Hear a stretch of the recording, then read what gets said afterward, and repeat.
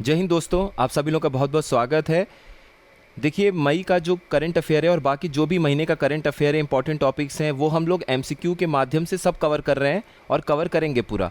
लेकिन आप ये सारी लिस्टिंग को नोट कर लीजिएगा।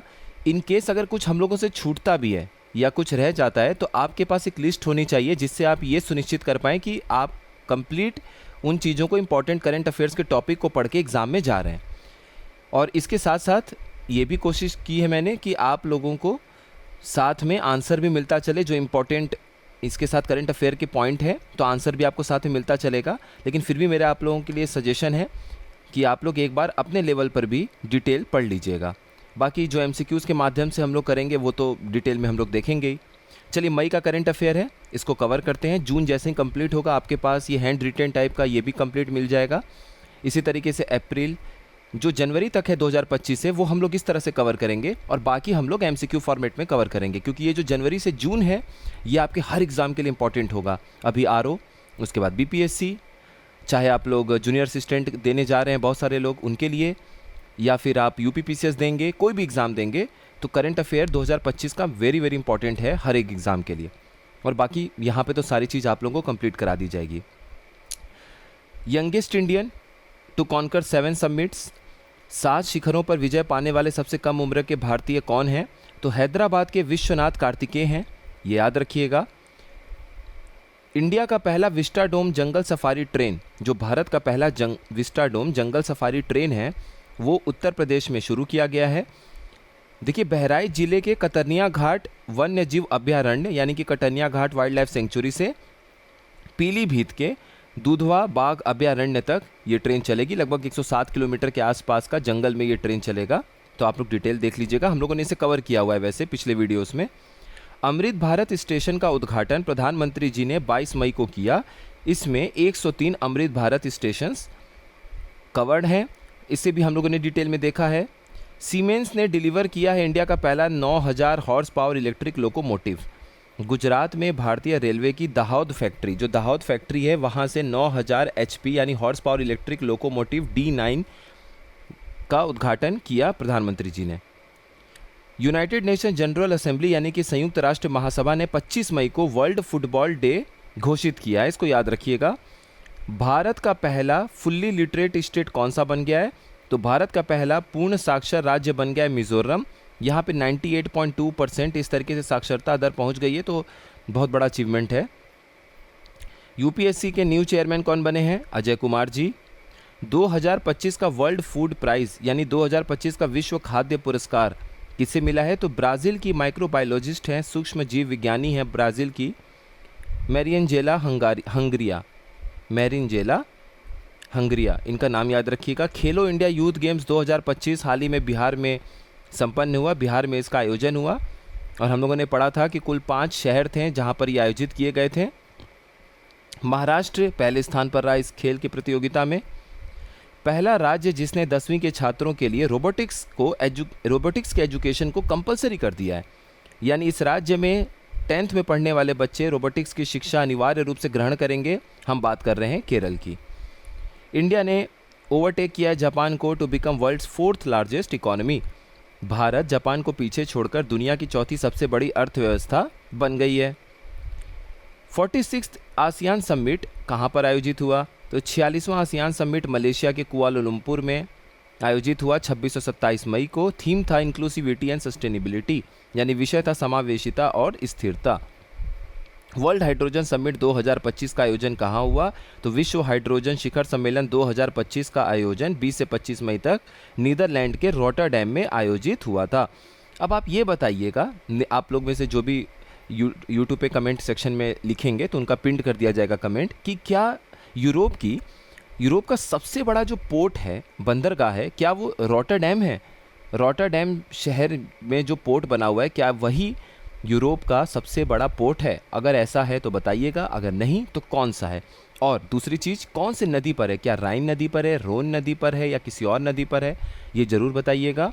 तीसरा, यूरोप की सबसे लंबी नदी कौन सी है? राइन, रोन, वोल्गा, या कौन सी है? और वो कहाँ जाके मिलती है?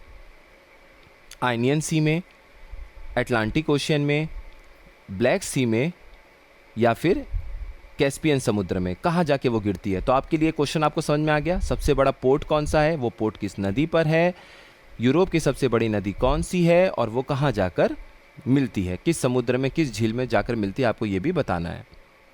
इंटरनेशनल डे फॉर बायोडाइवर्सिटी कब था? अंतर्राष्ट्रीय जैव विविधता दिवस हम 22 मई को मनाते हैं। थीम था harmony with nature and sustainable development, यानी प्रकृति के साथ सामंजस्य और सतत विकास। रोमानिया के नए राष्ट्रपति कौन बने हैं? निकुसर डैन बने हैं।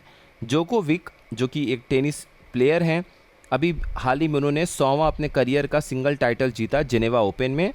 तो जोकोविच ने जिनेवा ओपन में अपने करियर का 100वां एकल खिताब जीता। सिप्री की रिपोर्ट आई थी ग्लोबल मिलिट्री एक्सपेंडिचर की, यानी कि वैश्विक सैन्य व्यय की। भारत का 5वां स्थान है और भारत का जो बजट है वो $86.1 बिलियन है। आलोक जोशी नए हेड बने हैं किसके? नेशनल सिक्योरिटी एडवाइजरी बोर्ड के। तो आलोक जोशी नए राष्ट्रीय सुरक्षा सलाहकार बोर्ड के प्रमुख बने हैं। राष्ट्रीय सुरक्षा सलाहकार नहीं बने हैं, वो अजीत डोभाल जी हैं। जो राष्ट्रीय सुरक्षा सलाहकार बोर्ड है उसके प्रमुख बने हैं। सचेत ऐप, जो सचेत एप्लीकेशन है, उसका हाल ही में अनावरण किया किसने? प्रधानमंत्री जी ने। ये प्राकृतिक आपदाओं यानी कि नेचुरल डिजास्टर्स के बारे में आपको जानकारी प्रदान करता है कुल 12 भारतीय भाषाओं में। इंडियन ओरिजिन पर्सन जो हाल ही में सीईओ बने एक्सियम स्पेस कंपनी के। ये एक्सियम स्पेस कंपनी बहुत इंपॉर्टेंट है क्योंकि अभी हाल ही में हमारे ग्रुप कैप्टन हैं, आप उनका नाम सर्च करिएगा और बताइएगा यूट्यूब पे क्या उनका नाम है, जो कि स्पेस में जाने वाले हैं और एक्सियम स्पेस कंपनी उनके लिए व्यवस्था कर रही है। तो भारतीय मूल के तेजपाल भाटिया सीईओ बने हैं एक्सियम स्पेस कंपनी के। 52nd CJI यानी भारत के 52वें मुख्य न्यायाधीश कौन बने हैं? तो वो बने हैं रामकृष्ण गवई जी। इनके ऊपर शॉर्ट्स में भी आप देख लीजिएगा, मैंने डिटेल में कुछ चीज़ें बताई हुई हैं। 14 मई 2025 को इनका कार्यकाल शुरू हुआ शपथ ग्रहण के बाद, और इसी साल 23 नवंबर को ये रिटायर्ड हो जाएंगे। नए चेयरमैन एस्टीमेट्स कमेटी के कौन बने हैं? तो प्राक्कलन समिति के नए अध्यक्ष बने हैं संजय जायसवाल जी। और याद रखिएगा कि एस्टीमेट्स कमेटी जो है वो सबसे बड़ी कमेटी होती है लोकसभा राज्यसभा, किसी भी समिति को आप देखेंगे इसमें 30 मेंबर्स होते हैं और 30 को 30 लोकसभा से ही लिए जाते हैं। वर्ल्ड प्रेस फ्रीडम डे 2025 यानी विश्व प्रेस स्वतंत्रता दिवस 2025 कब मनाया गया? 3 मई को। थीम था reporting in the brave new world, the impact of artificial intelligence on press freedom and the media, यानी विषय था साहसी नए युग में रिपोर्टिंग, कृत्रिम बुद्धिमत्ता का प्रेस स्वतंत्रता पर प्रभाव। AI powered real time forest alert जारी करने वाला पहला राज्य कौन बना है? तो देखिए, वास्तविक समय में रियल टाइम में वन को चेतावनी जारी करने वाला एआई संचालित माध्यम से, ये देखिए एआई संचालित माध्यम से वास्तविक समय में वन के लिए चेतावनी जारी करने वाला जो एक सिस्टम है वो किसने बनाया है? तो मध्य प्रदेश ने बनाया है, और ऐसा बनाने वाला वो पहला राज्य बन चुका है भारत का। वर्ल्ड प्रेस फ्रीडम इंडेक्स 2025 यानी विश्व प्रेस स्वतंत्रता सूचकांक 2025 जो आया है उसमें भारत की रैंक 151वीं, और पहला स्थान किसका है? नॉर्वे का। IBM और TCS इन दोनों कंपनी ने मिलकर डिप्लॉय किया है इंडिया का largest quantum computer in Andhra Pradesh quantum valley tech park, यानी IBM और TCS आंध्र प्रदेश के क्वांटम वैली टेक पार्क में भारत का सबसे बड़ा क्वांटम कंप्यूटर स्थापित करेंगे। गोल्ड सिक्का एक कंपनी है हैदराबाद आधारित, उसने पहला AI से संचालित होने वाला AI powered gold melting ATM बनाया है। इसके बारे में भी हम लोगों ने देखा है कि जैसे देखिए ATM है, आप जाइए सोना बेचने, तो पहले आप जो सोना लेके जाएंगे उसको ये पिघला देगा मशीन, और आधा घंटा लगता है इसमें आपकी ID वगैरह चेक करेगा सब कुछ कि कहीं चोरी का तो नहीं है, सब कुछ लीगल तो है ना। उसके बाद ये क्या करेगा, आपके गोल्ड को पिघला देगा, और गोल्ड को पिघलाने के बाद ये आपको रेट बताएगा कि देखिए इतना रेट चल रहा है कि आपको उस पर बेचना है। आप उसमें अगर मशीन में येस करेंगे कि हाँ मुझे ये बेचना है अपने सोने को, तब वो सोना के बदले जो भी आपसे सोना लिया वो पैसे आपको आवंटित कर दिया जाएगा। ऑपरेशन सिंदूर की शुरुआत कब हुई थी? डेट याद रखिएगा 7 मई को। पहलगाम अटैक के बाद ऑपरेशन सिंदूर की शुरुआत की गई थी 7 मई को। ऑपरेशन कगार, देखिए कगार जो है ये शब्द इस्तेमाल किया गया इस तरीके से समझ लीजिए कि माओइस्ट के खिलाफ ये अभियान चलाया गया था, तो जो इनका बिल्कुल सबसे मजबूत गढ़ है वहाँ हम उस कगार पे पहुँच गए कि माओइज़्म को ख़त्म करना है, इस तरीके से याद रखिएगा। तो ऑपरेशन कगार 21 अप्रैल को शुरू हुआ था, और करे घोटालू करेगुटालू पहाड़ियाँ जो हैं वो तेलंगाना और छत्तीसगढ़ के पास में हैं। यहाँ पर पहली बार ऐसा हुआ है, बहुत दिनों के बाद ऐसा हुआ है कि जनरल सेक्रेटरी महासचिव स्तर के एक माओइस्ट लीडर को मार दिया गया है और भी अभियान में काफ़ी सारे माओइस्ट को मारा गया है। ह्यूमन डेवलपमेंट रिपोर्ट 2025 यानी मानव विकास रिपोर्ट 2025, इसके हिसाब से आइसलैंड पहले स्थान पर है, भारत 130वें स्थान पर है और भारत का जो HDI स्कोर है वो 0.685 है। यमन ने अपने फाइनेंस मिनिस्टर सलेम बिन ब्रेक को नया प्रधानमंत्री नियुक्त किया है। भारत का पहला एडू सिटी फॉरेन यूनिवर्सिटीज़ के साथ कहाँ बनेगा? नवी मुंबई में विदेशी विश्वविद्यालयों वाला भारत का पहला एडू सिटी मतलब कि एजुकेशन सिटी बनेगा। कंजर्वेटिव लीडर फ्रेडरिक मर्ज जो हैं वो जर्मनी के नए चांसलर बने हैं। अंगोला जो है वो हाल ही में 123वां मेंबर बना इंटरनेशनल सोलर अलायंस का। तो अंगोला जो है वो अंतर्राष्ट्रीय सौर गठबंधन का 123वां सदस्य बना है। 6 मई को इंडिया और यूके के बीच में फ्री ट्रेड एग्रीमेंट साइन हुआ। इसको ध्यान रखिएगा, भारत और यूनाइटेड किंगडम के बीच में मुक्त व्यापार समझौता हुआ है 6 मई को। लियो 14 अभी हाल ही में नए पोप बने हैं, ये पहले अमेरिकन हैं जो कि पोप बने हैं। तो लियो 14 पहले अमेरिकी पोप चुने गए हैं।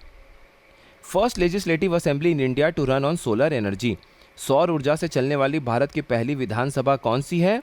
तो ये है दिल्ली की लेजिस्लेटिव असेंबली। यहाँ छूट गया है, इसको लिख लीजिएगा, दिल्ली की विधानसभा। सुजैन ले जो हैं ऑस्ट्रेलिया की पहली अपोजिशन लीडर बनी हैं। तो फर्स्ट फीमेल अपोजिशन लीडर बनी है, पहली महिला विपक्ष नेता बनी ऑस्ट्रेलिया की कौन? सुजैन ले। एक नया किताब लिखा गया है हिमांशु रॉय जी के द्वारा, PMO prime minister's office through the years, प्रधानमंत्री कार्यालय के ऊपर ये लिखा गया है, तो इनको ध्यान रखिएगा। ऑपरेशन ब्लैक फॉरेस्ट नक्सलियों के खिलाफ चलने वाला सबसे लंबा अभियान है, 21 दिनों तक यह अभियान चला, ऑपरेशन ब्लैक फॉरेस्ट। भारत का पहला 3 नैनोमीटर चिप डिज़ाइन सेंटर कहाँ पर बनाया जा रहा है? तो 2 जगह बनाया जा रहा है, एक तो नोएडा, दूसरा बेंगलुरु में। वियतनाम ने अभी हाल ही में 10 साल का गोल्डन वीज़ा देने की बात की है, ख़ासतौर पे उन लोगों के लिए जो उच्च शिक्षा लेना चाहते हैं या फिर बड़े जगह जॉब करना चाहते हैं, कोई साइंटिफिक रिसर्च करना चाहते हैं, तो भारत को इससे काफ़ी फ़ायदा होगा। याद रखिएगा किस देश ने ये 10 साल का गोल्डन वीज़ा जारी करने की बात कही है, तो इसका आंसर हो जाएगा वियतनाम। 58वां ज्ञानपीठ अवार्ड जो है वो 2 लोगों को दिया जाएगा। 58वां ज्ञानपीठ पुरस्कार एक तो जगत गुरु रामभद्राचार्य जी को दिया जाएगा, दूसरा गुलजार जी को दिया जाएगा। नेपाल का जो याला ग्लेशियर है, क्या नाम है इसका? याला ग्लेशियर, इसे अब डेड यानी मृत घोषित कर दिया गया है। ये दुनिया का तीसरा इस तरह का ग्लेशियर होगा जिसे डेड या मृत घोषित कर दिया गया है और पहला एशिया का ये ग्लेशियर है। तो ये बहुत चिंता की बात है, ये ग्लेशियर्स कोई अगर डेड डिक्लेयर कर दिया जाएगा तो फिर नदियाँ कहाँ से बहेंगी। पहली CISF अधिकारी जो माउंट एवरेस्ट पर चढ़ी हैं वो हैं सब इंस्पेक्टर गीता समोटो। तो ये बहुत बड़ा अचीवमेंट है, पहली CISF की ये सब इंस्पेक्टर रैंक पर हैं CISF में और पहली CISF अधिकारी हैं जो कि माउंट एवरेस्ट पर चढ़ाई की हैं। तो ये इंपॉर्टेंट कुछ टॉपिक्स थे, हम लोगों ने कुछ देख लिया, आप इनको नोट कर लीजिएगा। PDF आपको हर बार की तरह ग्रुप में शेयर कर दिया जाएगा GSN करंट वॉरियर के, वहाँ पर आप ज्वाइन कर लीजिएगा। आप सभी लोगों का बहुत बहुत धन्यवाद।